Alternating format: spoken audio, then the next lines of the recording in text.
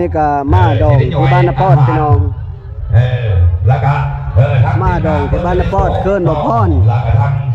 อีโคลาเพิ่นแน่ก็มีญาติพี่น้องมาโฮมนี่ก็คือเจ้าบ่าวพี่น้องเอ้ยท้ายรายการละครถึงเกียรติรักน้องสาวบอกเขานี่กำลังสิจัดลำวงรอบพิเศษกลางเว้นพี่น้องสวัสดีเฮ้ยขอถึงเกียรติเลยบ่โหดบ่บ่ได้ฟังเล่าอุปกรณ์นี่ก็เจ้าสาวได้พี่น้องสาวแขวงส่วนเจ้าบ่าวของขอน้ำกันหลังจากเสร็จพิธีอันสู้แขวงผู้แขนสู้ควันแล้วกับพากันอ้อมาย่อยอาหารพรวงขอเกียรติท่านพี่น้องพี่น้องเจ้าบ่าวทั้งเจ้าสาวทั้งเพิ่นเจ้าสาวทั้งหลายพี่น้องเอ้ยอาจารย์และกงเยนี่ก็โชคเพิ่นประกาศอ้อพรวงแล้วก็ทั้งอีโบราณแจ้งเนาะอ่านมาเมื่อคืนนะวายมันก็ได้หมวนละล่ะเมื่อนี้กลางเว้นก็ว่าจะหมวนเมื่อไหร่ทั้งบรรดาแขกเขานี่บ่หลายจ้าทั้งฟิกแล้วก็อำเภอเขาหนีทั้งกงเยเนาะเอาหมายจัดพอดีทั้งท่านบรรดาแขกเขานี่ทุกทนาความสุขสำราญมวลเชิญนำเพลินในระบบของนี่ประสาน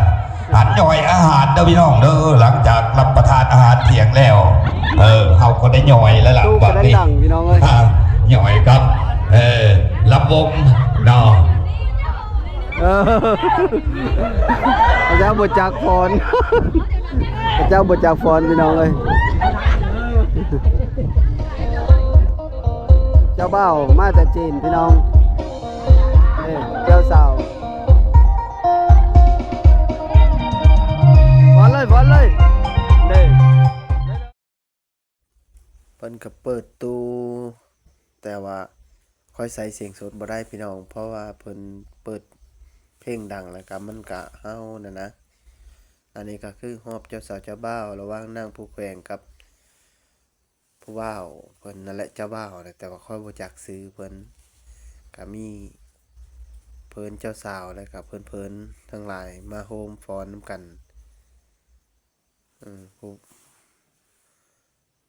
อย่างสนุกสนานพี่น้องค่อยกะเพื่อภาพบรรยายเอานำอยู่งานดองอยู่บ้านนปอดเว้นนี้พี่น้องงานดองอยู่บ้านนปอดมวนหลาย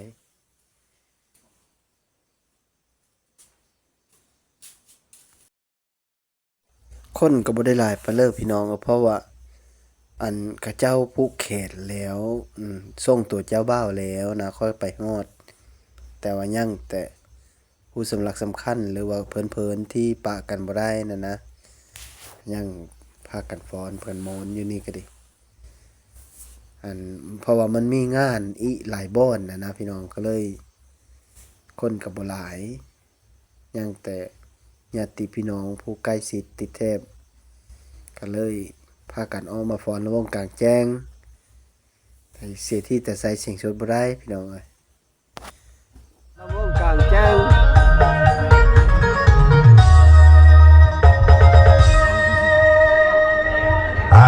ขอบใจหลายๆเด้อทำทานซอยแล้วก็ทานเทียมทานเบิ้ลมาพงขนาดพงเบิ้ลจะขอบใจหลายจะได้เยอะทานเต็มที่กับผู้สาวเขาได้ละผู้สาวนั่งแขวงอยู่บ้านกุฎหินอะไรอยู่บ้านนาปอดพี่น้องมาโมนมาซื้นดองกันแล้วมิแต่เพิ่น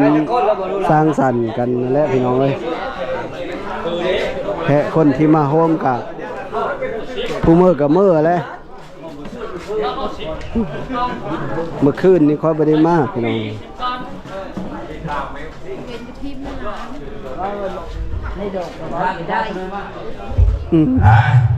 ใช่ในจานระบบต่อป่ะนี่หลังจากสูบต่อเลยระบบแผนกแมคโครระบบต่อไปที่ไม่ใช่จานที่กินด้วยทั้งทานคุณน่ะคุณปฏิแล้วมาแล้วเนาะแล้วมาละแมคโครก็แล้วมาละผู้คงเนาะพันใจของคนนี้มีหัวน้อสงสัยบ่มีที่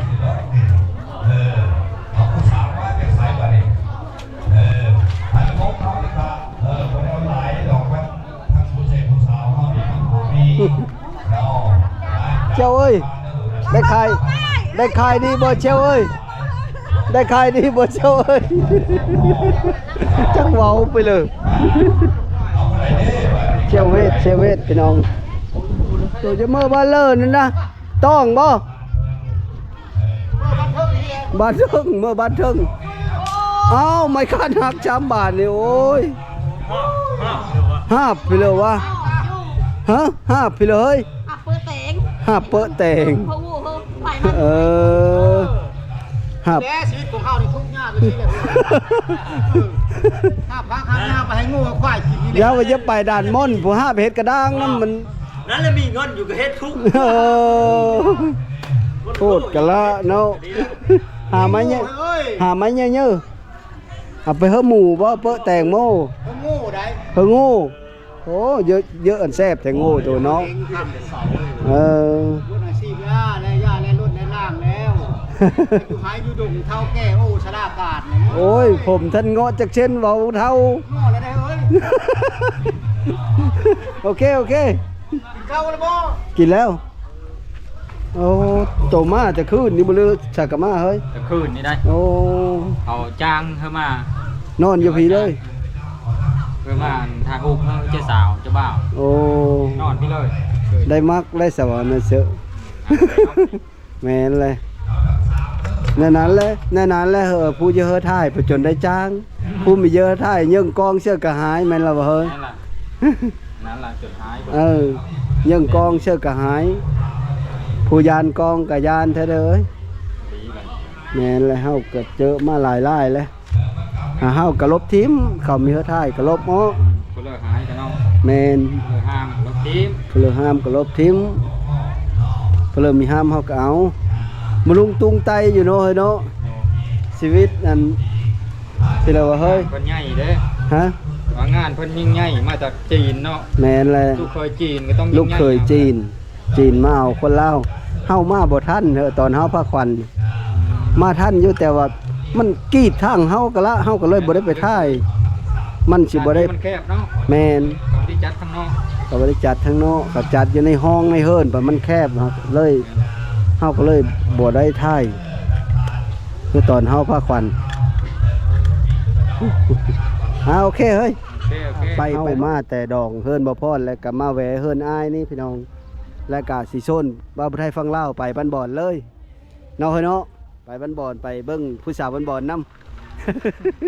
มันมีดองอยู่บ้านบ่อนนะพี่น้องเอ้ย แม่เคยแล้วนะมาปะนี่ จังหวะพากันไปเบิ่ง ห้องนะไป ไปเลยพี่น้อง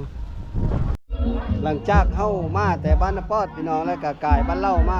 ตอนนี้ก็มาฮอดบ้านบ่อนแล้วก็แต่ว่าเพิ่นกำลังลงสุมาพี่น้องเฮาก็เฮาไปเบิ่งงานนํกันเลยเฮาไปเบิ่งนํกันเลยพี่น้องนี่ก็คือบรรยากาศสดๆอยู่บ้านบ่อนพี่น้อง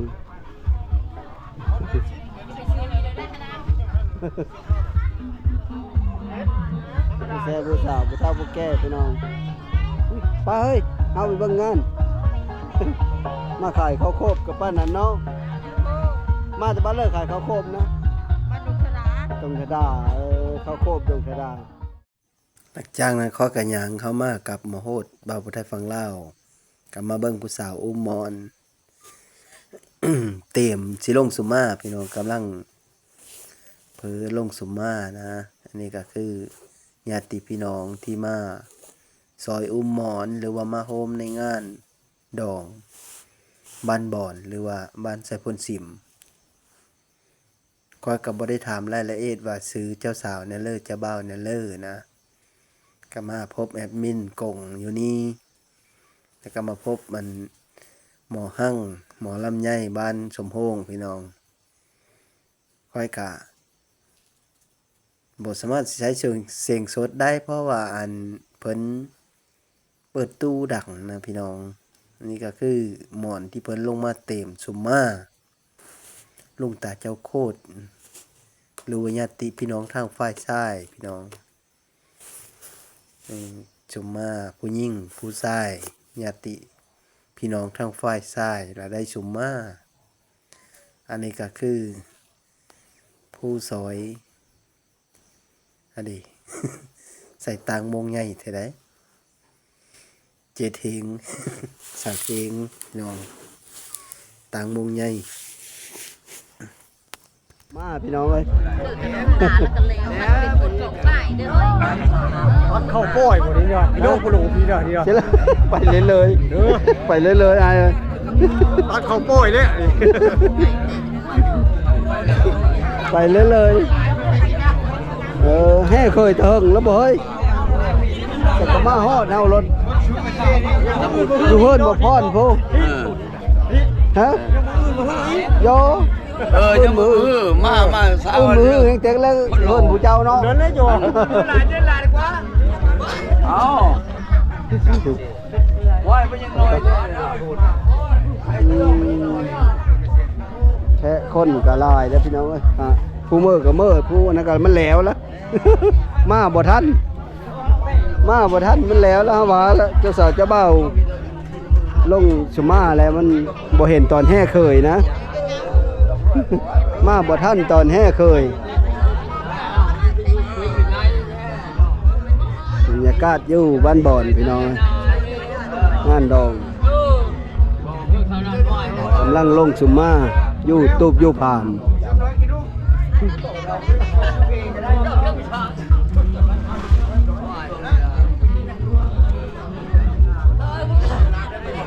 ตอนนี้ก็กำลังอุคลุกอยู่พี่น้องเอ้ย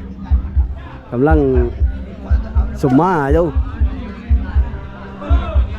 ยู่บ้านบ่อนพี่ได้พี่น้องอยู่หรือว่าบ้านไส้พ่นซิมเมืองอาสะพรแขวงสวรรณเขต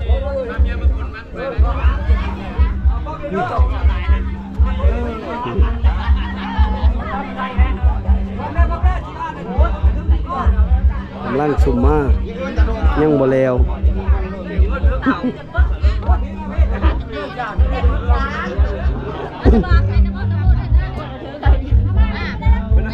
กำลังสุมาอยู่ หน้าจอเจ้าเลยไปสิเต้ไปเอามาได้เล่นคน สาวจะบ้าสมกันพี่น้อง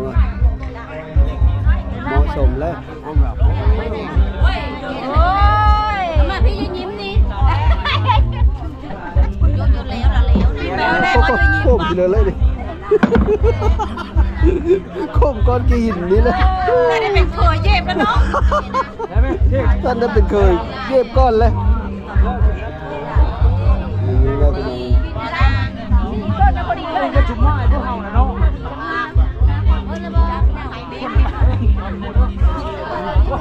คนบ้านเดียวกันนะขอบคุณเดี๋ยวแก ไปแล้วนะเอาจะได้จับคุณเลยจอกเลยแค่จับ หลังจากเฮามาแต่ดองพุ่นแล้วก็มาดินน้ำมันน้องติ๊กพี่น้องน้องติ๊กสาวบ้านบอนสาวงามบ้านไส้พ่นสิมนี่แหละไปเบิ่งนำกันเฮ้ยสบายดีเฮ้ย สบายดี โอ้สบายดีน้องติ๊กโอ้งามมะลีเนาะบ่ได้ไปดองบ่ซะมื้อนี้ ไปนะคะกมานี่ ไปหากะมานี่พระเจ้าลงสุมาแล้วละมาหาบ่ คุณพ่อท่านได้สุมาสาม ท่านได้สุมาซ้ำ เขามาแทนแล้ว ท่านได้แห่เคยซ้ำ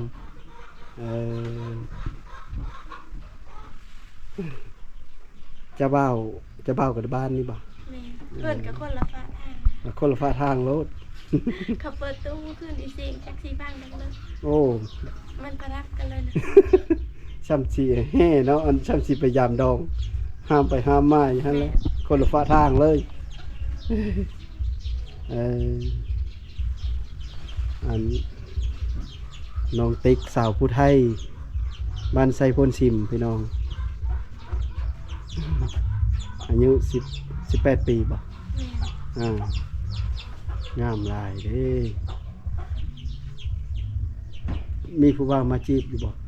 โอ้มีเลย มีเลยโสดตลอดเนาะโอ้ยตาบ่ถึงแล้วผู้บ่าวนี่ว่าวสำน้อยสำใหญ่ก็บ่มา อ๋อมี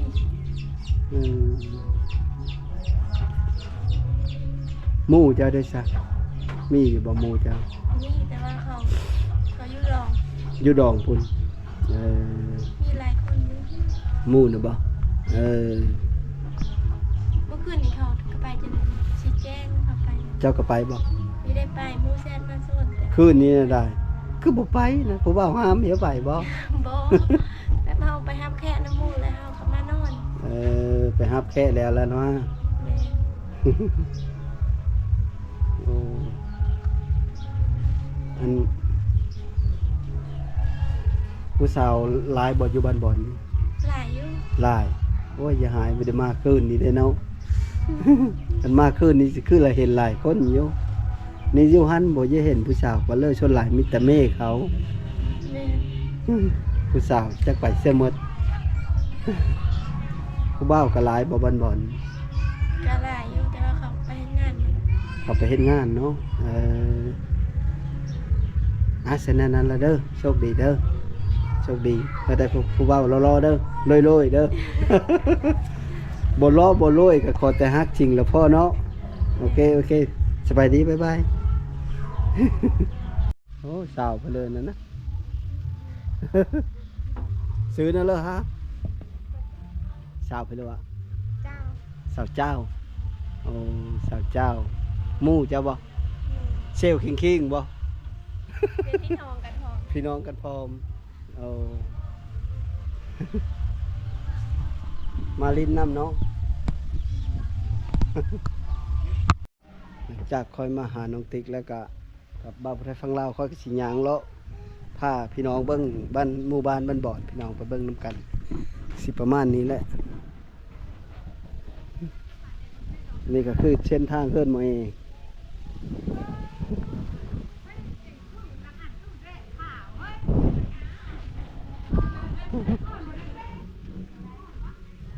เยอะนะกระต่าย เขาอุ้มกระต่ายใต้เลี้ยงพี่น้อง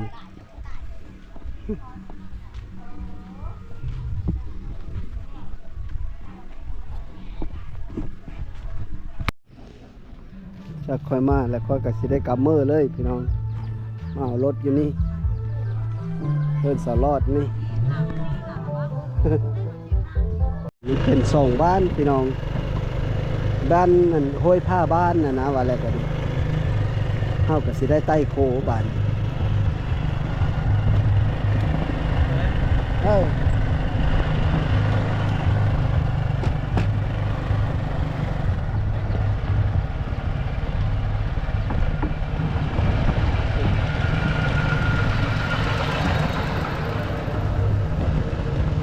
โคผ้ากลางบ้าน ลิตรเท่าไรลิตรเท่าไรเดี๋ยวนี้ลิตร40น้ำมันรถไถเนาะโซล่าลิตร40พี่น้องน้ำมันแพงแล้ว น้ำมันรถไถเห็นเพิ่นขายเสื้อกะล่อนเสื้อโกดพี่น้องลิตรหนึ่ง40,000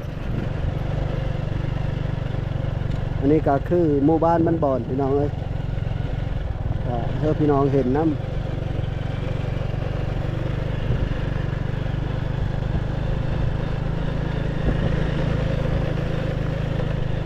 บรรยากาศตอนนี้เขากำลังกลับเมื่อวันโพ้นหมดแล้ว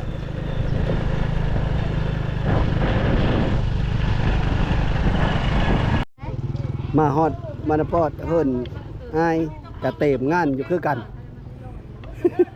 อ๋อ เอาถุงยางเฮานี่ ชิมแล้วบ่นี้แซ่บบ่ แล้วซักนี่เขาป ตัวนี้เนาะหมดสวา กิโลมะนาว ตัวนี้ต่ำ สู้ได้มากเล่นมาเลยมีเสื้อได้เสื้อบ่มะนาวเลยซักมะนาว เสื้อมาเล่นแล้วเด้ตัวนี้น่ะบ่ได้เสื้อบ่ซะหมดนี้หมดหนึ่งหมดนี้หมดหนึ่งมากระบงมาตาม เพิ่นจ้าน่ะกินตำบ้งนี่อยู่โหด การจะซิมเด้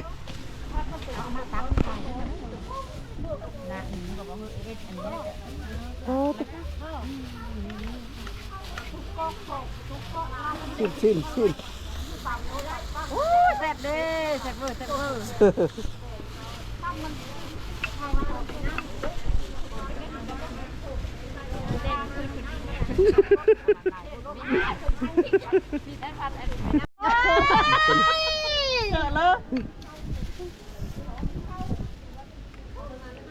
ชิมตะเลอ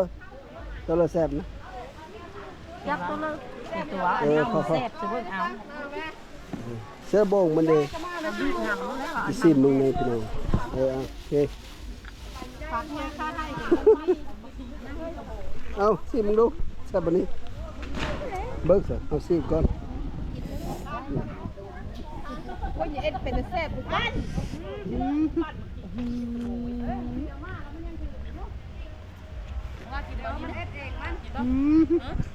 กินยอดเลยเอาโบงไหม หลังจากมาฮอนนี้คลิปนี้ก็ขอโจไว้เท่านี้ก่อนพี่น้องคลิปหน้าคลิปใหม่พอกันไหมอย่าลืมกดไลค์กดแชร์กดติดตามค่อยเด้อขอขอบอกขอบใจหลายๆ